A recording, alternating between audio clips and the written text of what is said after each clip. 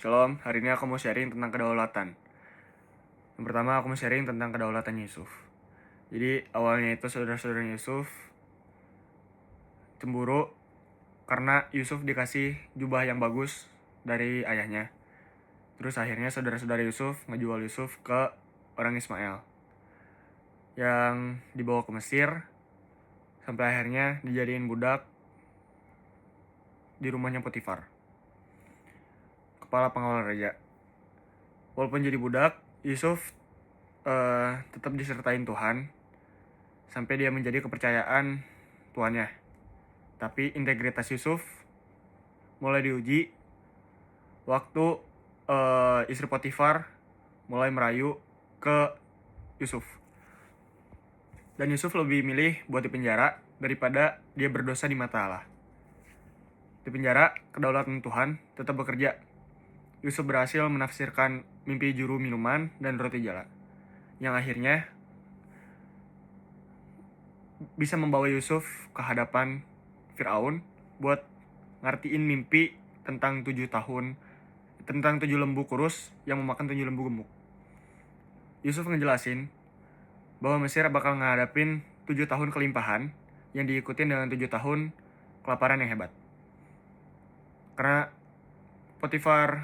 Karena terpukau oleh hikmahnya, Firaun mengangkat Yusuf jadi penguasa atas seluruh tanah Mesir, yang ngejadiin orang kedua setelah raja.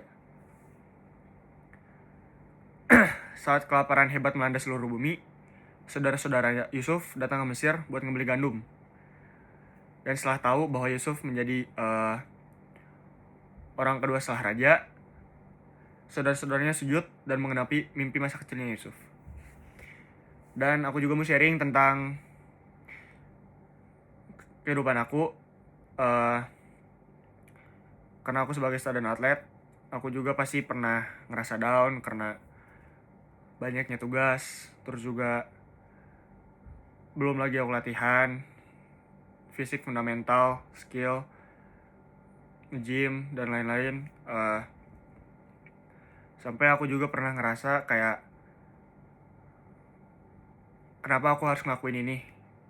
Karena aku juga dulu pernah sempat mikir kayak, aku ngelakuin semua ini tuh kayak sia-sia, kayak ngebuang waktu kosong aku, waktu nongkrong, main sama teman, kumpul sama keluarga, gak punya free time.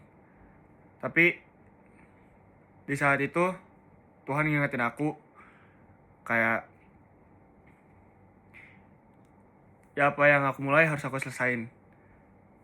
Tuhan juga membantu aku buat ngenopang buat berdiri lagi, buat ngebuktiin kayak omongan dari haters, dari orang-orang yang udah ngeremehin aku, kalau aku tuh bisa jauh lebih baik lagi ke depannya. Terus juga bisa ngebuktiin kalau omongan mereka itu salah. Dan aku juga terinspirasi dari Augustinus.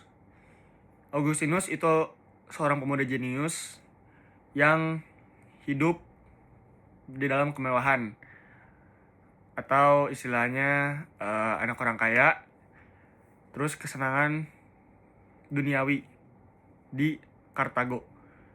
Walaupun ibunya Monica gak berhenti ngedoain dia, Augustinus lebih milih ngejar karir hebat sebagai ahli retorika dan memuaskan hawa nafsunya.